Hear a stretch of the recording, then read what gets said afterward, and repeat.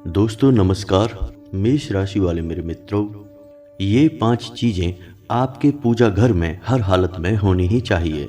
जी हाँ दोस्तों, हमारे घर का पूजा घर घर का एक केंद्र होता है जहाँ से लगातार सकारात्मक ऊर्जा या यूँ कहें कि भगवान की कृपा पूरे घर को मिलती रहती है।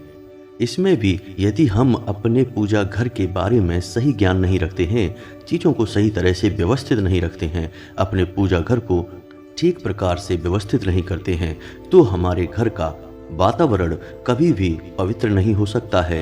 नकारात्मक ऊर्जाएं लगातार हमारे घर के लोगों को और हमारे संपूर्ण घर को घेर कर रखती हैं और अंत वही होता है जैसा कि हम जानते हैं, यानी कि हर एक काम में अंत में आपको हताशा ही हाथ लगती है, नाकामयाबी और निराशा में आप डूबे रहते हैं। जी हाँ दोस्तों, तो आज का यह वीडियो आपको बहुत ही महत्वपूर्ण ज्ञान देने जा रहा है। दोस्तों, कोई ऐसा व्यक्ति होगा नहीं जिसके घर में पूजा घर ना बना हो या पूजा स्थल ना हो। जी हाँ दोस्तों, हर इंसान भगवान से जुड़ना चाहता है, भगवान को अपने मन की कहना चाहता है और कुछ न कुछ भगवान से प्राप्त करना चाहता है, चाहे उनकी कृपा हो, चाहे सुख समृद्धि हो या फिर कुछ और। तो इसमें हमारा यह दायित्व बनता है कि हम अपने पूजा घर के बारे में सब कुछ अच्छी तरह से जान लें।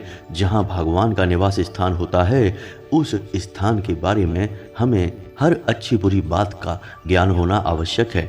दोस्तों, हमने कई बार ऐसा देखा है कि लोगों के पूजा घर में कुछ अंधेरा सा डला रहता है, यानी कि रोशनी की व्यवस्था नहीं होती है अच्छी तरह से, और पर्दे वगैरह भी बहुत पुराने होते हैं या फिर कटे फटे से होते हैं। कभी कभी तो किसी किसी के पूजा घर में कुछ गंदगी भी पाई जाती है, जैसे चूहों का मल मूत्र वगैरह। तो दोस्तों, यह बहुत ही अनिष्टकारी है।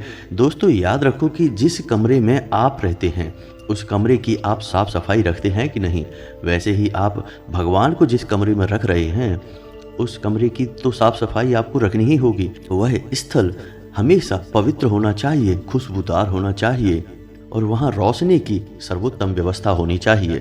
जब आप अपने पूजा घर के बारे में अच्छी तरह से जान जाएंगे तो हम गारंटी देते हैं कि आपका जीवन अपने आप बदलना शुरू हो जाएगा। दोस्तों, आपके जीवन में जो भी घटनाएं घट रही हैं, आपके घर परिवार का जैसा भी माहौल है, वह काफ़ी हद तक इस बात पर निर्भर करता है कि आपके घर का पूजा स्थल किस प्रकार व्यवस्थित किया गया है। आपके घर का माहौल नकारात्मक रहता है, स्थिति तनावग्रस्त रहती है, आपके जीवन में उतार चढ़ाव लगातार बने रहते हैं, तो एक बार आप जाइए और अपने पूजा घर को देखिए। हम गारंटी देते हैं कि निश्चित तौर पर आपके पूजा घर में व्यवस्थाएं भंग होंगी, कुछ न कुछ गड़बड़ियां आपके पूजा घर में अवश्य ही चल रही होंगी।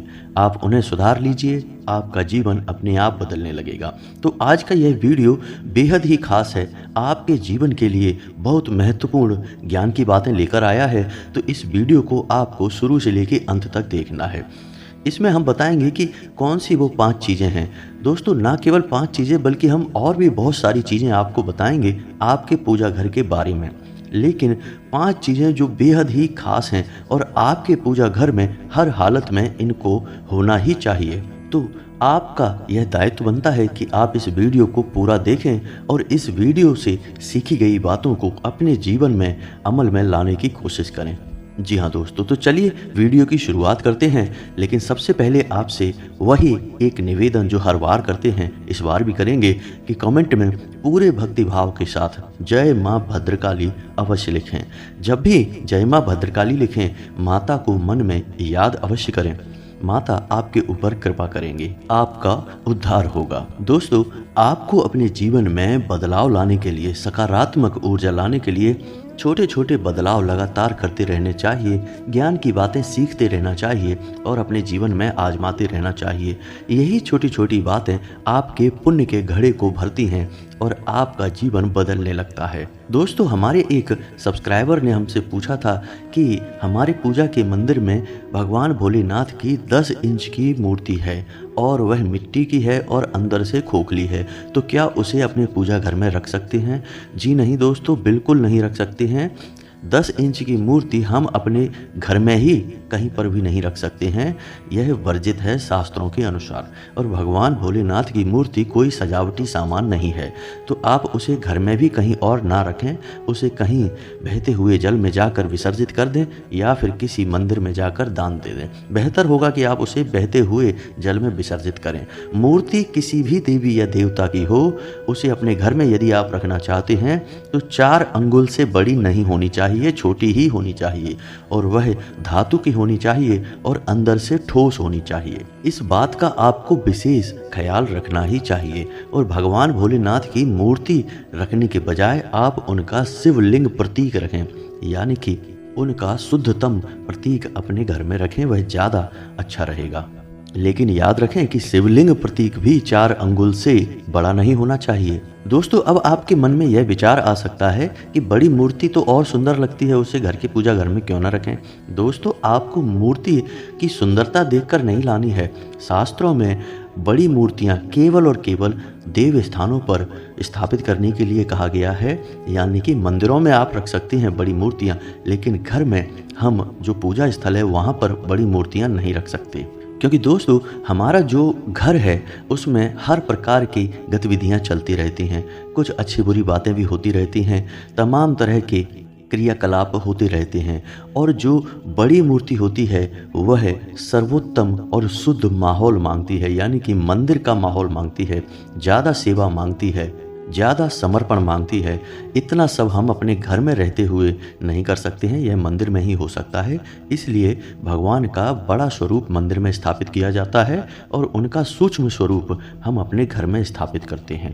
तो ये तो थी मूर्ति के बारे में जानकारी। अब आपको बता दें कि आपके घर का जो पूजा स्थल होता है, जो मंदिर होता है, जो आपने अपने घर में बना रखा है, उसकी दिशा कहाँ होनी चाहिए, यह बहुत आवश्यक है। दोस्तों, कुछ लोगों के मंदिर की दिशा ही उल्टी होती है, यानी कि उनका सब किया कराया बर्बाद हो जाएगा, खत्म हो जाएगा, किसी मतलब का नहीं है। तो घर के पूजा घर की दिशा क्या होनी चाहिए, उत्तर दिशा या पूर्व दिशा? अब जब भी आप पूजा करने के लिए बैठें तो आपकी दिशा यानी आपका मुख पूर्व की ओर होना चाहिए या फिर उत्तर की ओर होना चाहिए। तो अब इस लिहाज से आपके पूजा घर की दिशा हो गई पश्चिम दिशा या फिर दक्षिण दिशा। जी हाँ दोस्तों, पूजा घर की जो दिशा है वह इस बात पर निर्भर करती है कि साधक किस ओर मुख करके बैठता है, यानी साधक की दिशा क्या होनी चाहिए। तो जो साधक है या जो पूजा करने वाला व्यक्ति है उसका मुख पूर्व या उत्तर की ओर ही होना चाहिए, यही सर्वोत्तम व्यवस्था है। कहीं कहीं पर ऐसा भी देखा गया है कि किसी किसी के घर में पूजा घर का मुख पूर्व की ओर होता है और साधक का मुख पश्चिम की ओर हो जाता है। इसमें भी कोई बुराई नहीं है, यह भी ठीक है, लेकिन किसी भी हालत में साधक का मुख दक्षिण दिशा की ओर नहीं होना चाहिए, क्योंकि दक्षिण दिशा में यम का वास माना जाता है और आप जो भी पूजा करेंगे वह यम की पूजा बन जाएगी और आपके घर में नकारात्मक ऊर्जा और नकारात्मक समाचार ही लेकर आएगी। दोस्तों, एक चीज़ आपने अपने जीवन काल में नोटिस की होगी कि जब भी आपके जीवन में आपके घर में कोई बुरी खबर आती है, कोई बहुत बुरा समाचार आता है, तो वह दक्षिण दिशा से ही आता है। जी हाँ दोस्तों, आप ध्यान देना इस बात को। कोई एक्सीडेंट, कोई दुर्घटना, कोई बीमारी या किसी भी अन्य प्रकार की खबर जिससे आप बहुत विचलित परेशान हो जाते हैं, ऐसी खबर आपको दक्षिण दिशा से ही आती है, क्योंकि उसे मृत्यु की दिशा कहा जाता है, यम की दिशा कहा जाता है। तो पूजा के साथ साथ दीपक लगाने के भी कई विधि विधान होते हैं। दोस्तों, यदि आपको दीपक लगाने के विषय में वीडियो चाहिए तो आप कमेंट करके बताइए, हम आपको दीपक के विषय में बहुत गहरे ज्ञान वाला वीडियो बनाकर देंगे जिससे आपको अद्भुत ज्ञान प्राप्त होगा। तो आप कमेंट करके बताइए, हम आपको उसके विषय में भी वीडियो बनाकर दे देंगे। तो फिलहाल के लिए आपको इतना बता दें कि दीपक की ज्योति कभी भी दक्षिण दिशा की ओर नहीं होनी चाहिए और साधक का मुख भी दक्षिण दिशा की ओर नहीं होना चाहिए। तो अब आपको समझ में आ गया कि पूजा करने के लिए आप जब बैठें तो किस दिशा में बैठें, पूजा घर का मुख किस दिशा में हो। हमेशा याद रखें कि पूजा घर को किसी कोण पर स्थापित भूलकर भी ना करें। कोण का मतलब है 2 दिशाओं के बीच की जगह। जी हाँ दोस्तों, जैसे उत्तर और पूर्व के बीच का कोण, जैसे उत्तर पूर्व या फिर उत्तर पश्चिम कोण, ऐसे किसी भी कोण से आपको बचना है। स्पष्ट दिशा में ही पूजा घर को स्थापित करना है। तो यहाँ तक आपको समझ में आ गया कि पूजा घर की व्यवस्था कैसी होनी चाहिए। अब याद रखें कि आपके पूजा घर में रोशनी की पर्याप्त व्यवस्था होनी चाहिए। अब इसका मतलब यह नहीं कि आप एक बड़ा सा बल्ब लगा दें और आपकी आंखें चौंधिया जाएं। दोस्तों, पर्याप्त व्यवस्था का मतलब यह होता है कि रोशनी इतनी होनी चाहिए कि आपको देखने में अच्छी लगे, यानी सारी चीज़ें सही तरह से दृश्य होनी चाहिए। आपके पूजा घर में अंधेरा ना दिखाई दे, रोशनी सब जगह होनी चाहिए। दूसरा कि आपको अपना पूजा घर पूर्ण रूप से साफ सुथरा रखना चाहिए। जरा सी भी गंदगी पूजा घर में होनी नहीं चाहिए। चढ़े हुए पुष्प कभी भी अपने पूजा घर के आसपास भी ना रखें। दीपक की जो बाती जल जाती है उस बाती को भी अपने पूजा घर के आसपास ना रखें। जले हुए दीपक, यानी जिसमें एक बार आपने दीपक जला लिया, जैसे ही उसकी लौ बुझ जाए उस दीपक को तुरंत अपने पूजा घर से हटा दें और उसे धोने के लिए भेज दें या अपने पूजा घर से दूर रख दें। ये कुछ छोटी छोटी सी बातें हैं जो हमें ध्यान में रखनी चाहिए। दोस्तों, हमारे शास्त्रों में चढ़े हुए पुष्प, यानी जो पुष्प आपने भगवान को चढ़ा दिए, बाद में वो पुष्प मुरझा गए और आपने उन पुष्प को उठाकर अपने पूजा घर के बगल में एक कटोरा रख रखा है, उसमें डाल दिया। उन पुष्प को मृत कहा गया है, यानी शव के समान होते हैं और हम कभी भी अपने पूजा घर के पास शव को नहीं रखते हैं। जी हाँ दोस्तों, तो याद रखिए आप ये छोटी छोटी बातें और आपके घर में बदलाव आने शुरू हो जाएंगे, जीवन में बदलाव आने शुरू हो जाएंगे। दोस्तों, अब आपको बताते हैं कि वो 5 चीज़ें जो आपके पूजा घर में हर हालत में होनी ही चाहिए, और उनमें आखिरी की 2 चीज़ें बेहद चमत्कारी हैं। हम गारंटी देते हैं कि आपके पूजा घर में वे 2 चीज़ें तो किसी भी कीमत पे होंगी ही नहीं, क्योंकि लोगों को इसके बारे में ज्ञान ही नहीं है। जो मन करता है अपने पूजा घर में रख लिया, जो मन किया वहाँ से हटा दिया। दोस्तों, आपको याद रखना होगा कि हमारा जो पूजा घर है, भगवान का जो निवास स्थान है, वह एक शास्त्रीय व्यवस्था है। उसे शास्त्रों के अनुसार ही व्यवस्थित करना चाहिए, तभी हमें उसके फल प्राप्त होंगे। अन्यथा आपकी सारी पूजा पाठ बेकार है, आपको कुछ भी फलित नहीं होगा। तो दोस्तों, आपको बताते हैं सबसे पहली चीज़ जो आपके पूजा घर में हर हालत में होनी ही चाहिए, वह है एक शंख। जी हाँ दोस्तों, और शंख भी साधारण नहीं, दक्षिणवर्ती शंख होना चाहिए। अब ऐसा क्यों? क्योंकि हमारे शास्त्रों में दक्षिणवर्ती शंख को विष्णु प्रिय कहा गया है, यानी भगवान विष्णु को यह बहुत प्रिय है, और भगवान विष्णु के साथ साथ यह माता लक्ष्मी को भी बेहद प्रिय है। यानी जिस घर में दक्षिणवर्ती शंख होगा उस घर में माता लक्ष्मी हर हालत में विराजमान होंगी ही। तो यदि आपके पूजा घर में शंख नहीं है तो आप जल्द से जल्द शंख को खरीद लें और उसे अपने पूजा घर में स्थापित करें। याद रखें कि आप अपने घर में जो पूजा घर है उसमें शंख को स्थापित करने के लिए शुक्रवार का दिन चुनें, जो सर्वोत्तम माना जाता है। जी हाँ दोस्तों, इसी के साथ साथ आप शंख को पहले गंगा जल से पवित्र कर लें। गंगा जल भर के पूरे घर में उस जल को छिड़क लें। गंगा जल भरकर उसमें कुछ यानी 24 घंटे के लिए उसे छोड़ दें। उसके बाद जो गंगा जल निकलेगा उसे आप अपने घर में चारों तरफ छिड़क लें। इससे शंख भी शुद्ध हो जाता है और आपका घर भी पवित्र हो जाता है। और उस शंख को आप अपने घर में यानी अपने पूजा घर में दक्षिण दिशा की ओर रखें। अब इसमें एक बात और आ जाती है कि यदि आपके घर में पहले से ही एक शंख रखा हुआ है और अब आपने दक्षिणवर्ती शंख जो कि विष्णु प्रिया है उसे आपने सुन लिया और लेना चाहते हैं, तो क्या आप उसे रख पाएंगे कि नहीं? तो बिल्कुल आप रख सकते हैं, लेकिन इसमें आपको यह ध्यान देना होगा कि आपने जो 2 शंख अपने पूजा घर में रखे हैं उनके बीच दूरी जितनी अधिक हो सके रखनी चाहिए। यानी कि 2 शंख नज़दीक कभी भी नहीं रखने चाहिए। बेहतर यह होगा कि आप एक ही शंख अपने पूजा घर में रखें। जी हाँ दोस्तों, अब शंख कैसे रखना है? तो आपको जिस स्थान पर शंख रखना है उस स्थान पर पहले गंगा जल का छिड़काव करें, फिर लाल रंग का कपड़ा बिछाएं, फिर उसके ऊपर एक तांबे या पीतल की प्लेट रखें और उस प्लेट के ऊपर अपने शंख को स्थापित करें और अपने शंख में हमेशा जल भर कर रखें। जी हाँ दोस्तों, खाली शंख कभी भी नहीं रखना चाहिए, बेहद अनिष्टकारी होता है, अशुभ होता है। अब भगवान की पूजा करने के बाद शंख की पूजा करना भी ना भूलें, यह बेहद आवश्यक है।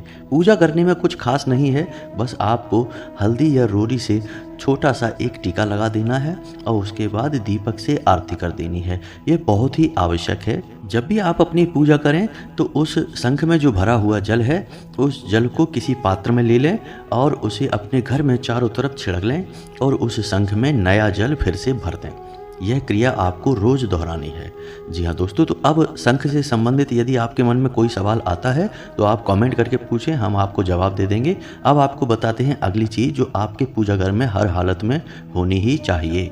तो दूसरी चीज़ है श्रीफल। जी हाँ दोस्तों, जिसे हम नारियल भी कहते हैं, कच्चा नारियल जिसमें अंदर पानी हो, वह आपके पूजा घर में होना ही चाहिए। बहुत ही अधिक शुभ फलकारी होता है दोस्तों। इसका नाम ही है श्रीफल। श्री यानी कि माता लक्ष्मी, यानी माता लक्ष्मी को बेहद प्रिय है यह श्रीफल। तो आप इसे अपने घर में अवश्य रखें। तो अब आप क्या करें कि एक नारियल जो कच्चा होता है, जिसके अंदर पानी होता है, वह नारियल लेकर आएं और उसे लाल कपड़े में लपेटकर अपने पूजा घर में स्थापित करें और उसकी भी पूजा करें, यानी कि उसमें भी हल्दी रोली से तिलक लगाएं और उसकी पूजा करें। उसे माता का स्वरूप मानकर ही पूजा करें। और 7 दिन बाद, यानी कि आप जिस भी देवी देवता की पूजा करते हैं, चाहे हनुमान जी की हो, चाहे किसी अन्य देवी देवता की, 7 दिन बाद आप उस मंदिर में जाएं और उस नारियल को वहां समर्पित कर दें। साबुत नारियल ही समर्पित करना है, आपको फोड़ना नहीं है। और उसके बाद एक नया नारियल वहीं से खरीद लाएं और अपने पूजा घर में पुनः स्थापित कर दें। यह क्रिया बहुत ही आवश्यक है। और आप देखिए कि आप इस क्रिया को जैसे ही शुरू करेंगे, कुछ ही दिनों में आपके जीवन में खुशखबरियों की बाढ़ आ जाएगी। दोस्तों, आप एक बार यकीन करके देखिए और इस कार्य को करके देखिए। कुछ लोगों ने हमसे ऐसे भी प्रश्न पूछे हैं कि क्या भगवान भोलेनाथ को हम नारियल अर्पित कर सकते हैं। जी हाँ दोस्तों, बिल्कुल कर सकते हैं, लेकिन इसमें आपको ख्याल यह रखना है कि भगवान भोलेनाथ को नारियल फोड़कर अर्पित नहीं करते, यानी उनके मंदिर में कभी नारियल तोड़ा नहीं जाता है। दूसरा, नारियल से निकला हुआ जल कभी भी शिवलिंग पर नहीं चढ़ाया जाता है। इस बात का आपको विशेष ख्याल रखना है। जी हाँ दोस्तों, इसी के साथ साथ आपको बता दें कि आपको अपने पूजा घर के दोनों तरफ एक एक स्वास्तिक हल्दी से अवश्य बनाना चाहिए और एक श्री अपने पूजा घर के ऊपर यानी कि चोटी पर अवश्य लिखना चाहिए। उसे आप हल्दी से भी लिख सकते हैं या लाल सिंदूर से भी लिख सकते हैं। इसका भी बहुत बड़ा शुभ फल प्राप्त होता है। दोस्तों, यदि आपको धातु के स्वास्तिक मिल जाएं तो उसे भी आप अपने पूजा घर में स्थापित करें। यह बहुत ही शुभ फलदायक होते हैं। लेकिन याद रखें कि स्वास्तिक आप जो भी खरीदें उसे जोड़े में ही खरीदें। इसका फल दुगना होकर आपको मिलता है। कभी भी अकेला स्वास्तिक ना खरीदें और उसे अपने घर की दोनों दिशाओं में रख दें, यानी कि एक इस तरफ और एक उस तरफ, और उसका भी आपको पूजन करना है। जी हाँ दोस्तों, तो अब आपको बताते हैं तीसरी चीज़ जो आपको अपने पूजा घर में रखनी ही चाहिए, और वह है हाथियों का जोड़ा। जी हाँ दोस्तों, आपको 2 छोटी छोटी मूर्तियाँ लानी है हाथियों की, जिन्हें हम गज लक्ष्मी कहते हैं। और उन मूर्तियों को आप दोनों दरवाजे पर, यानी कि जैसे आपके पूजा घर का जो गेट है, वहाँ एक तरफ हाथी का एक और दूसरी तरफ हाथी का दूसरा जोड़ा रख देना। यानी एक जोड़ा लाना है, एक हाथी एक तरफ और दूसरा हाथी दूसरी तरफ आपको स्थापित करना है। हाथी धातु का होना चाहिए, ठोस होना चाहिए। पूजा घर में कोई भी खोखली मूर्ति हम नहीं रखते हैं, यह बहुत ही अशुभ होता है। हाथी का आपको पूजन नहीं करना है, केवल आपको लाकर रख देना है। इससे माता लक्ष्मी बेहद प्रसन्न होती हैं और आपको शुभ आशीर्वाद देती हैं। दोस्तों, आप अपने घर की बैठक में हाथी को भी रख सकते हैं। आप बैठक में चाहें तो बड़ी मूर्ति भी रख सकते हैं, 4 अंगुल से बड़ी मूर्ति रख सकते हैं। धातु के अलावा आप अपनी बैठक में किसी अन्य मटेरियल से बनी हुई, जैसे मिट्टी, पत्थर वगैरह की या लकड़ी की हाथी की मूर्ति रख सकते हैं। अपनी बैठक में रखें, सजावटी सामान के तौर पर ही रखें, बहुत अच्छा होता है।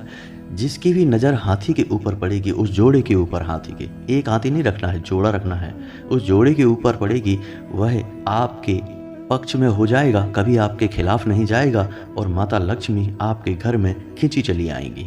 तो उम्मीद है आपको हाथी के जोड़े से संबंधित बात समझ में आ गई होगी। फिर भी कोई प्रश्न है तो आप कमेंट करके पूछें, हम आपको जवाब दे देंगे। अब चौथी चीज़ बहुत ही खास है दोस्तों, शालिग्राम। आपके पूजा घर में शालिग्राम नहीं है ना? अगर नहीं है तो फिर उन्हें अवश्य रखें। लेकिन शालिग्राम के साथ समस्या यह है कि आप शालिग्राम को खरीद कर ना लाएं, क्योंकि खरीद कर लाए हुए शालिग्राम कभी भी आपके घर में फलित नहीं होंगे, आपको उसका परिणाम प्राप्त नहीं होगा। जी हाँ दोस्तों, शालिग्राम को भगवान विष्णु का शुद्ध स्वरूप माना जाता है और आप शालिग्राम को घर में स्थापित करते हैं तो भगवान विष्णु के साथ साथ माता लक्ष्मी तो अपने आप ही स्थापित हो जाएंगी। तो आप अपने घर के पूजा घर में शालिग्राम को स्थापित अवश्य करें। लेकिन शालिग्राम यदि आपको कोई उपहार में दे देता है तो वह शालिग्राम पूर्ण फलित होगा। यदि आप खरीद कर ले आते हैं तो उसका कोई भी फल आपको प्राप्त नहीं होगा। यह एक समस्या है बहुत बड़ी। बहुत से लोग शालिग्राम खरीद लाते हैं, फिर पूजा शुरू कर देते हैं, उसका कोई फल प्राप्त नहीं होता। दोस्तों, विष्णु पुराण में इसका स्पष्ट वर्णन मिलता है कि शालिग्राम यदि आपको मिले तो उपहार में मिले, आप उसे खरीद कर बिल्कुल भी ना लाएं। तो अब आप अपने रिश्तेदारों में, अपने मित्रों में या अपने जानने वालों में कुछ ऐसा माहौल बनाएं कि आपको यह प्रिय है। यदि आपको कोई ऐसा दे देता, जैसे आपको कोई शालिग्राम दे दे तो बहुत अच्छा हो, तो शायद किसी के मन में ऐसा विचार उठ जाए और भगवान विष्णु आपके घर में आना चाहें तो वह आपको किसी अवसर पर शालिग्राम गिफ्ट कर दे, तो वह बहुत ही अच्छा होगा। आप समझ रहे हैं ना कि हम आपसे क्या कहना चाह रहे हैं। यानी आपको सीधे नहीं कहना है किसी से कि आप हमें शालिग्राम उपहार में दे दो। आपको ऐसा माहौल बनाना है, लोगों से कहना है कि काश कोई हमें शालिग्राम उपहार में दे देता तो हमारा काम चलने लगता, हमें बहुत अच्छा लगता। तो शायद किसी का मन बन जाए और कोई आपको किसी अवसर पे गिफ्ट कर दे शालिग्राम, आपका काम बन जाएगा। दोस्तों, याद रखना कि जब तक भगवान नहीं चाहेंगे आपके घर में नहीं आएंगे। जब वो चाहेंगे तो आज आपने इच्छा की और कल ही भगवान आपके घर में आ जाएंगे। सब कुछ उनकी मर्जी पर निर्भर करता है दोस्तों। इसी के साथ साथ आपको बता दें कि आपको अपने पूजा घर में मोर पंख भी अवश्य रखना चाहिए। मोर पंख तो आपको अपने घर के हर एक कमरे में लगाकर रखना चाहिए दोस्तों। यह बेहद ही आवश्यक है, बहुत ही सकारात्मक है, आपके पूरे घर की ऊर्जा को सकारात्मक ऊर्जा में बदल देगा। तो आप मोर पंख को अपने पूजा घर में अवश्य रखें। अब आपको बताते हैं 5वीं चीज़ जो आपके पूजा घर में हर हालत में होनी ही चाहिए। लेकिन इससे पहले आपको एक बात बताना जो हम भूल गए कि आप अपने पूजा घर में जो शंख रखेंगे उस शंख को कभी भी बजाना नहीं है दोस्तों।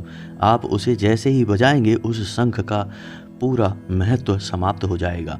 उसे केवल पूजा करने के लिए रखें, उसे बजाने के लिए ना रखें। जी हाँ दोस्तों, तो अब आपको बताते हैं 5वीं चीज़ जो आपको अपने पूजा घर में हर हालत में रखनी है। तो दोस्तों, 5वीं चीज़ है कमलगट्टे और कौड़ियाँ। जी हाँ दोस्तों, यह बहुत ही आवश्यक है, माता लक्ष्मी को बेहद प्रिय है। तो आपको क्या करना है कि 7 कमलगट्टे और 7 कौड़ियाँ एक साथ लाल रंग के एक कपड़े में लपेट कर उसके ऊपर कलावा लपेट कर उसे अपने पूजा घर में रख लें। साथ ही साथ उस कपड़े में एक चांदी का सिक्का भी अवश्य रखें और इसे अपने पूजा घर में स्थापित करें। माता लक्ष्मी आपसे बेहद प्रसन्न होंगी, आपके घर का संपूर्ण वातावरण बदल जाएगा, क्योंकि अब देव स्थान सचमुच का देव स्थान बन जाएगा।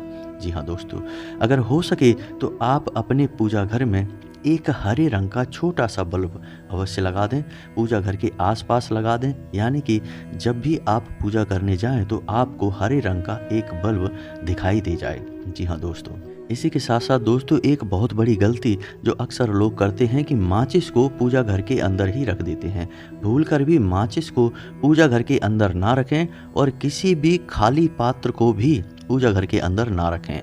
अगर आप रख सकते हैं तो अपने पूजा घर में एक भरा हुआ कलश हमेशा रखें, लेकिन भूल कर भी कोई खाली प्लेट, बर्तन या कलश अपने पूजा घर में ना रखें। माचिस को अपने पूजा घर में ना रखें। उम्मीद है दोस्तों कि आपको हमारे द्वारा दी गई जानकारी अच्छी तरह से समझ में आ गई होगी। यदि आपको कोई भी प्रश्न अपने मन में उठता है तो आप चिंता न करें, आप कमेंट करके पूछें, हम आपके सारे कमेंट के जवाब देंगे। दूसरा कि यदि आपके मन में कोई विशेष विचार उठता है जिसके बारे में आपको विशेष जानकारी चाहिए, गहरा ज्ञान चाहिए, तो आप उसके बारे में हमें कमेंट करके बताएं, हम आपको उसके विषय में भी पूरा एक वीडियो बनाकर दे देंगे। दोस्तों, हमारे वीडियो थोड़े लंबे होते हैं लेकिन ज्ञान भरपूर होता है, सिर्फ और सिर्फ ज्ञान की बातें होती हैं, इसलिए आप हमारे वीडियो को पूरा देखा करिए, आपको संपूर्ण ज्ञान प्राप्त होगा। अगर आप चैनल पर पहली बार आए हैं तो सब्सक्राइब करके बेल आइकन को दबाना ना भूलें। हम हर रोज़ आपके लिए ज्ञानवर्धक वीडियो लाते हैं, आपको ज्ञान से भरपूर वीडियो रोज़ प्राप्त होते रहेंगे। इसी के साथ साथ कमेंट में पूरे भक्ति भाव से जय माँ भद्रकाली लिखना ना भूलें, जय माँ लक्ष्मी लिखना ना भूलें। माता आपका कल्याण करेंगी। मिलते हैं अगले ज्ञानवर्धक वीडियो में, तब तक के लिए धन्यवाद।